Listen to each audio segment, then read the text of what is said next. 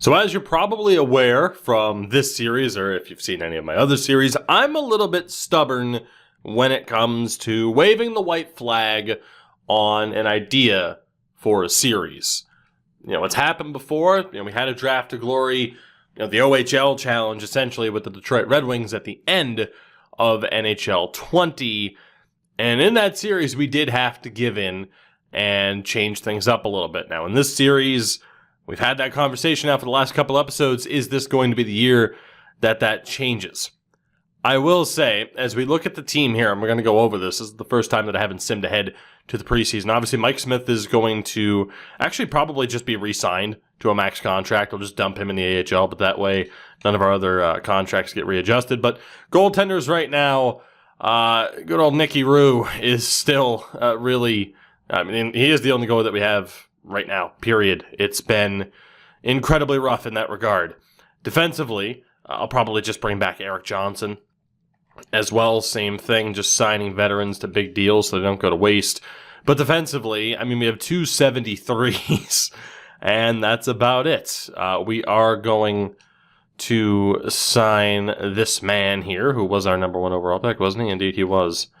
Couldn't remember if he was 1 or 4, because there was someone else who was a 4th in this crop, if I'm not mistaken. It's certainly becoming obvious that we're going to need to up the quality here, unless, and this was a point that was raised in the comment section of the last episode, that being that slowly but surely the quality has been getting a little bit better. And if you think about it, right now, it really does just feel like we've had bad luck. And you think back to the last episode, there were, 6 players in the first round? Not one of them was available to us. That's bad luck more than, an indication that we're completely screwed in this series. Shout out to LaRue, by the way, being an 81 overall, which is certainly help that we need. We've talked about our lack of superstars, and not necessarily. We might have a superstar on our hands there with him. Of course, 20 goals in his rookie season. I think what we're going to do is give it one more shot. And it's going to be incredibly frustrating to people who have already been calling for the past few episodes for things to change. And hey, I get that. You don't want to sit here and watch episode after episode of this team being hot garbage. I totally understand that, Not blaming anybody on that front. Do I have 2 different... Why is this dude an associate coach? You're supposed to be the goalie coach. Did it automatically promote him, or did I just not notice that? Anyway, we need an AHL coach, but I'm not too... Actually, we do have players in the AHL now. I need to worry about it. Let's try... Was that Joe Thornton? That has to be Joe Thornton. Mark Giordano's there as well. I'm surprised Joe Thornton isn't listed as a defensive coach or a generalist. That seemed to be the case in NHL 20 quite a bit. You'd have these guys where it's like, hey, Joe Thornton, obvious... forward specialty. No, I'm gonna coach the defenseman. Point being, we're giving it one more shot. We're gonna hope for the best, because I really do think it's just been more bad luck than us spinning our wheels of, okay, this clearly isn't going to work unless we up the quality. The reason why I am against upping the quality has been mentioned by a couple of people in the comments. It makes it a hell of a lot easier for other teams, too. Other teams are going to significantly improve around us. We just need a little bit of luck here. Just once. Really, 1 or 2 medium elites could totally change the outlook of this team. And it just seems like with goaltending, it's almost impossible that we're not going to find players that could fit the bill here for what we're looking for. That said, let's take a look here. We have the likes of Marc-Andre Fleury and Corey Crawford, who I am going to sign to these big-time deals, just again to take up the cap space. Of course, if you have too much cap space, it can change the amount that even, say, Zach LaRue is being paid. Holy menu lag. Yes, that's still a thing, by the way. It can affect the amount that Zach LaRue is being paid, even though he's on an ELC. It could put it above what is the defined ELC level. But both of them have signed. We should hopefully just be able to skip ahead here without it forcing me to sign other players, and we'll see what the team looks like.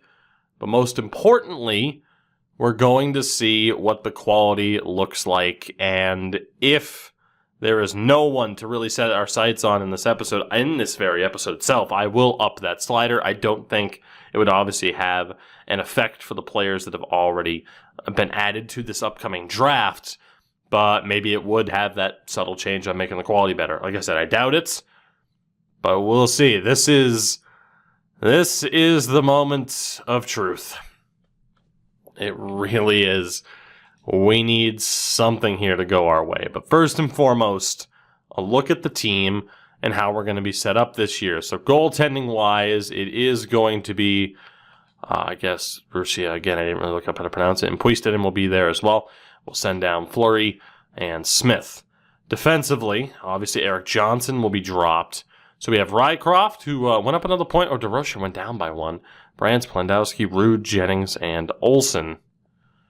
And that is exactly as we'll run it. We'll drop Olsen down to the AHL. So those are the 6. We have 3 70 overall defensemen.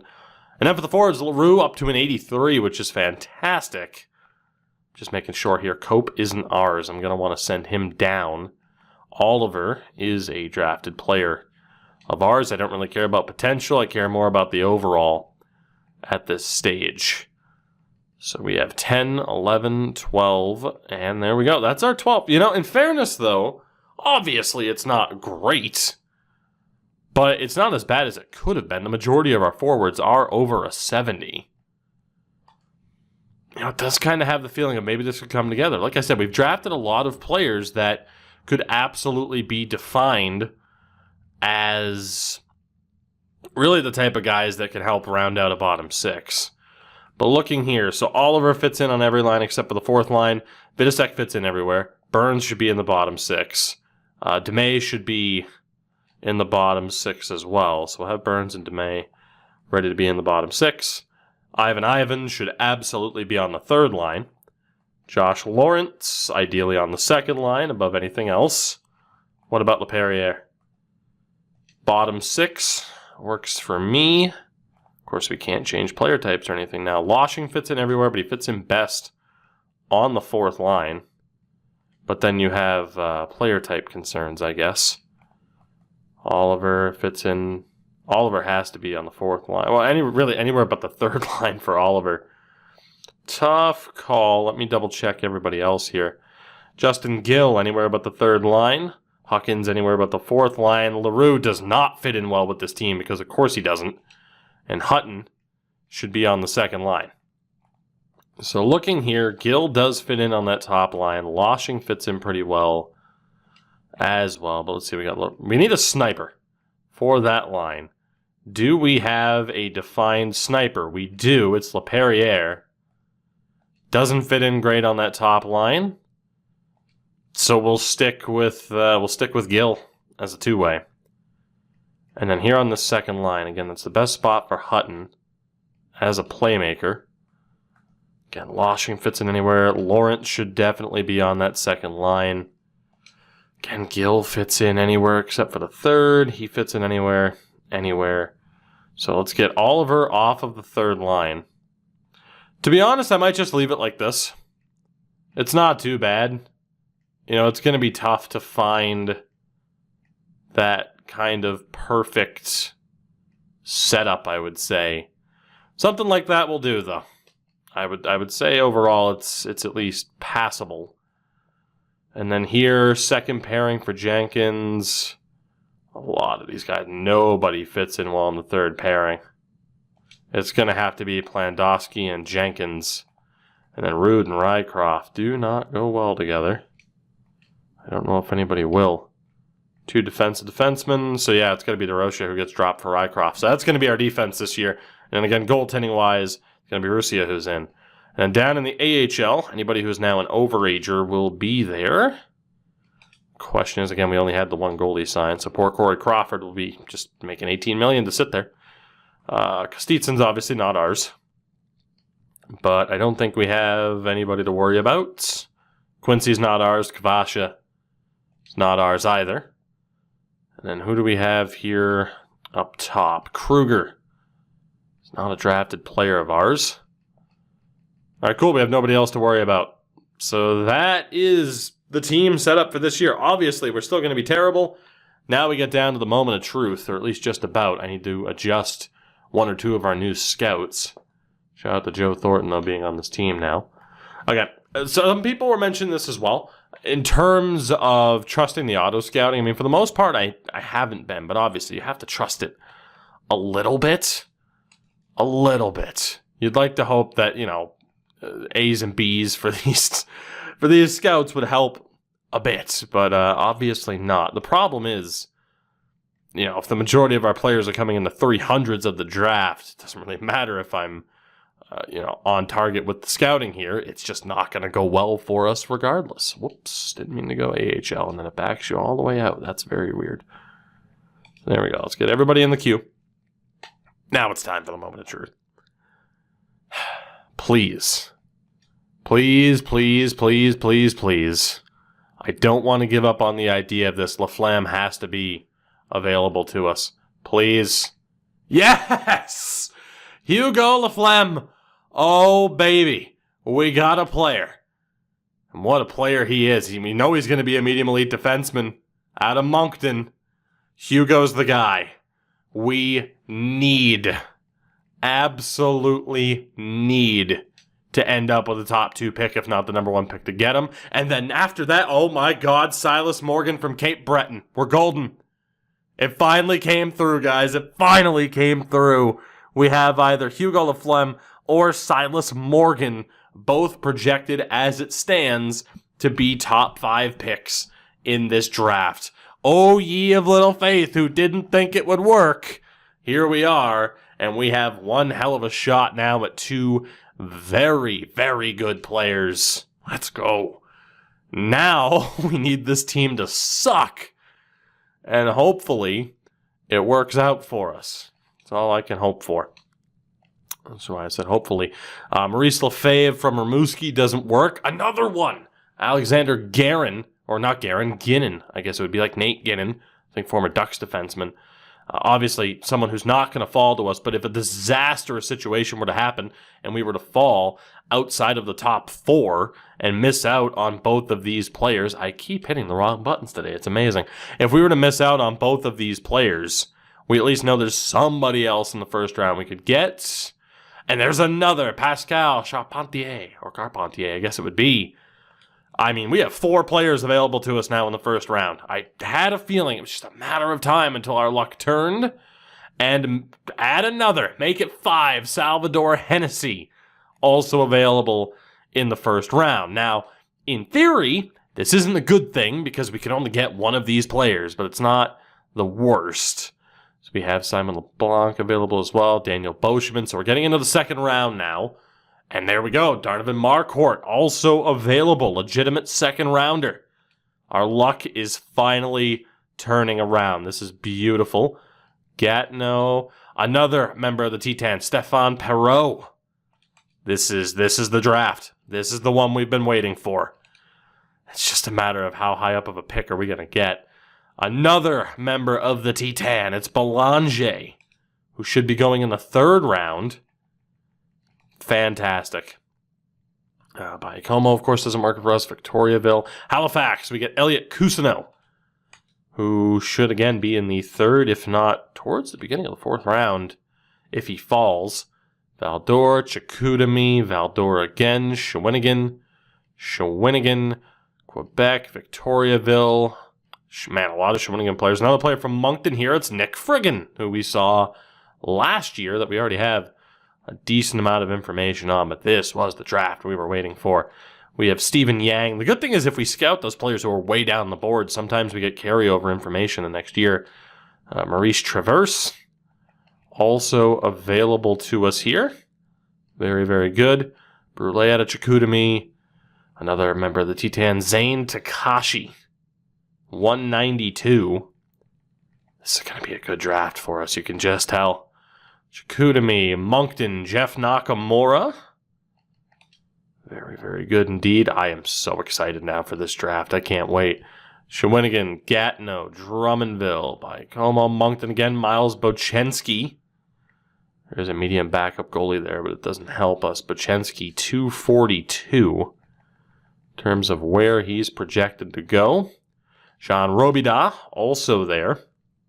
So we're going to have quite a few players here to keep an eye on. Cape Breton, Darren Kearns. This is going to be our best draft top to bottom. That's already a guarantee. Question is just how good is it going to be? Shawinigan, Drummondville, Rouyn-Noranda, Baie-Comeau, Victoriaville, Rimouski, Quebec, Rimouski, Sherbrooke, Val-d'Or, Halifax. Here, Morgan Woodworth down at 361, who we've seen before. And there was also Brian Armstrong. And from here, I'm just going to pin players to the list, and we'll see if anybody moves up. Let's see. Gatineau, Sherbrooke, Charlottetown again, Quebec. Super excited for this draft now and what this could mean for this team. For those of you that kept faith and saying that, hey, stick with it, it might turn around. Turns out you were right. Now, the hope is that this draft isn't a fluke.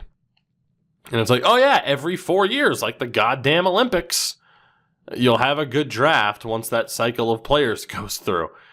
That's the worst case scenario for us here. It's like, yeah, okay, we'll see in 4 years for another half-decent draft.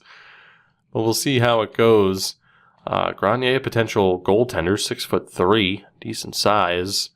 Rimouski, Val-d'Or, Shawinigan. A lot of players from Rimouski way down here. Get another Sea Dog option, almost to the end now of the board. Jeff Peters is there. A couple of Huskies. Another Sea Dog, Pascal Beaulieu.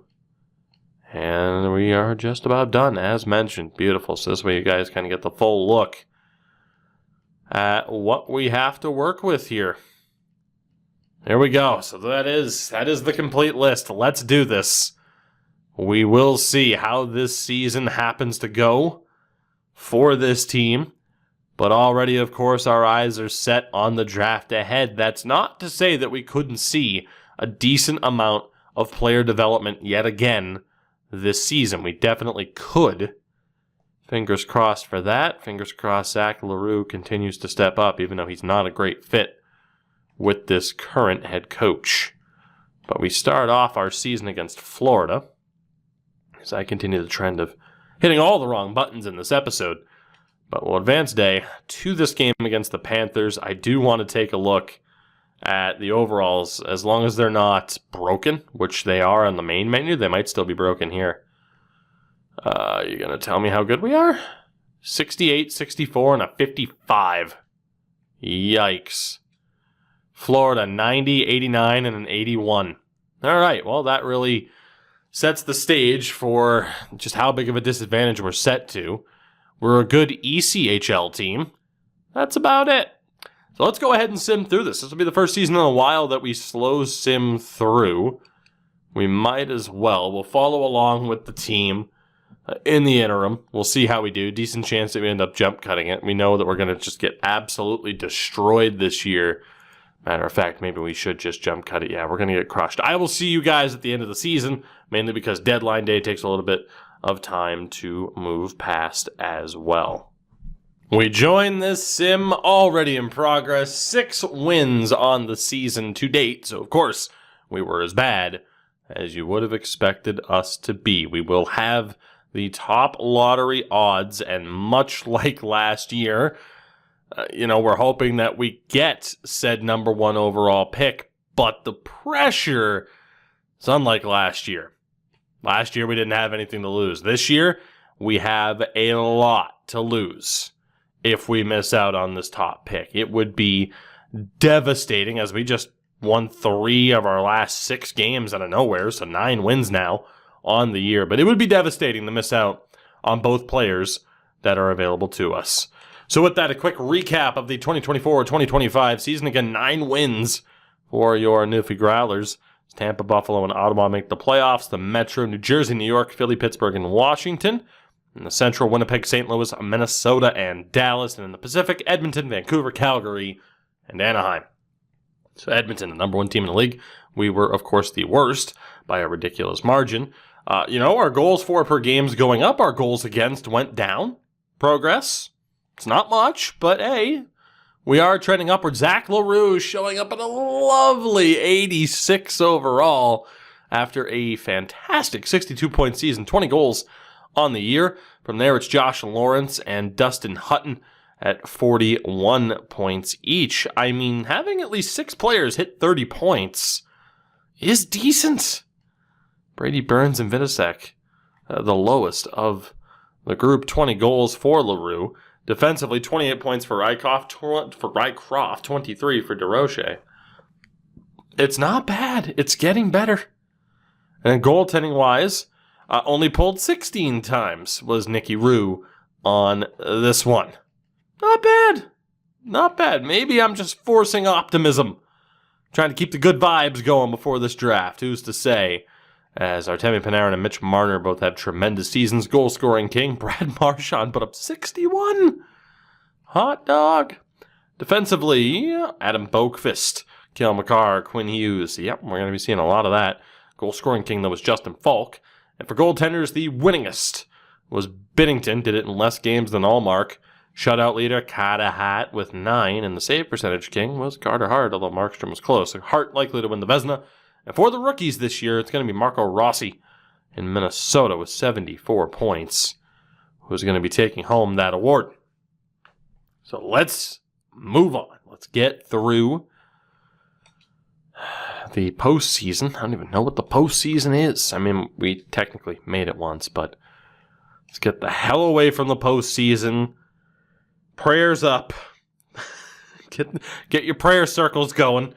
If you're not watching alone, can you do a 2-person prayer circle? Yes. Yes, you can. So do it. We need all the luck that we can get. Oh, God. Let's take a look at the draft class here first, though. Oh, boy. Okay, they're both good. They're both good. We need one of the top 3 picks. Please don't fall to pick number 4. Please, please, please, please, please, please, please. The New York Rangers win the Stanley Cup. We'll check out the awards and everything afterwards. I need to know. Here we go. Lottery results. Oh, no. Oh, my God. The Florida Panthers and Boston Bruins both move up. We have lost the lottery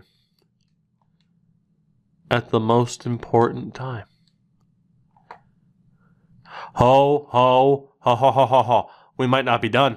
Kadri overtook Laflemme. Oh, God. Oh, God.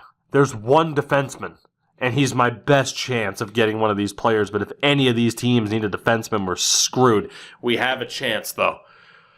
The central scouting rankings change gives us a chance.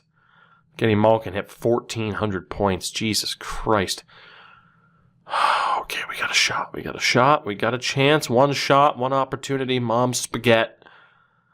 Okay, again, we'll check the awards afterwards. Who gives a who cares? Do you care? I don't care. We can look at them whenever. I don't care. As Zuccarello becomes a coach. Lovely. We need to know. This is it. Draft day. Please, God. Please. Please, please, please, please, please. We need this so badly. Please. God, hands of fate, please. With the number 1 overall pick, the Florida Panthers selects Almquist, who was a medium franchise, for God's sakes. So, yeah, Florida really won. Boston at 2. As long as the Bruins don't select one of the 2, we're golden. Damn it. Right? Morgan was one of them. It comes down to this. The Arizona Coyotes have to select Tyson Kadri. We have missed out on an 82 overall medium elite forward in Silas Morgan, who would have gone so well together with LaRue. Arizona, don't fuck us. Don't do it. Yes! Oh, thank God. Oh, thank God. Our beautiful boy Hugo is coming home. Oh, thank God. Brent Burns comparisons, 6'3", 6'3" OFD. Hugo Laflemme. Oh, come home, please. 79 overall medium elite. It would have been nice to end up with Morgan. obviously for the overall difference, but now we have LaRue leading the way offensively, Laflemme leading the way on the defensive side of things. It looked good, then it looked bad, and now it looks good again. And that leads us to the rest of the first round, where I'd love to be able to get Ginnon, but again, for anybody who is new, yes, I've seen Marquardt. For anybody who's new, I don't do trades. I don't do trades for picks. It's supposed to be a challenging series. Carpentier is going to be out. Looks like he's going to be pretty good. Ginnon is definitely going to be gone, as is Hennessy. However, Marquardt, listed as a gem, is going to be there. He's going to be a lower overall. But that is the type of player that we need in the second round. And Elliot Cousineau might be our goalie for the future in the third. So we still have a good chance. But Carpentier, Ginnon, and Hennessy are the players that we're going to care about here through the back half of the first round. Big win there for the LA Kings at that stage. Big win there for the Preds if he develops. Carpentier was a 66 medium top 6. Ginnon was a 65. And last but not least, Hennessy was a medium 9. A low elite pick there for the Stars at the penultimate pick of the first round. So that leaves us here in the second with Marquardt. Donovan Marquardt of the St. John Sea Dogs. So not only did we get that elite defensive help, it's weird he has elite speed, but his skating sucks, but we're getting that extra offensive help. It's going to be Donovan Marquardt of the St. John Sea Dogs, who is a 63 medium top 6 forward, selected 33rd overall. It said elite speed, 90 speed. They didn't lie. It's the acceleration and agility that kind of sucks, but his top end speed's great. Good puck control and hand-eye. Decent little building blocks, 80 strength as well, so not too shabby there. And now we go to the third round. I don't really care about who else was selected, if I'm being honest. Third round options here. And I mean, obviously now you look at it. It comes down to Cousineau, Belanger, or Perreault. B's and C's for Perreault, 3 years out. It comes down to Perreault or Cousineau. We got to go for Cousineau and hope he's a starter. Elliot Cousineau might just be the goaltender for the future. We have to take him. The American on the Halifax Mooseheads is going to be the pick. Elliot Cousineau, medium starter, but he's only a 51. But we at least have a goaltender with a little bit of promise now in the system, which is great news for us. Home run here with the first 3 picks for us in this draft, as Perreault was a low 4. Definitely made the right choice there. Definitely made the right choice. So can we make it 4 for 4 with good selections and what has, again, been by far the best draft we've seen so far? And unfortunately, Samuel Fraser's not available to us. We do fall down the board a little bit here to our next selection. Maurice Traverse might have to be the guy. And unfortunately, friggin' at a low bottom 6 won't be selected here. I mean, Traverse, again, a medium 7th isn't great. And unfortunately, the auto scouting didn't do much for us. We were a little bit hands off again. A lot of low bottom 6s projected here. Woodworth, Monador, Utteres. I mean, Takashi might be worth the selection late. Aside from that, Ronaldo as well could be worth it. Robida. A lot of low bottom 6s.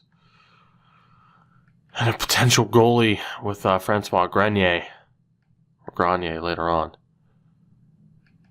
Traverse at a medium 7th.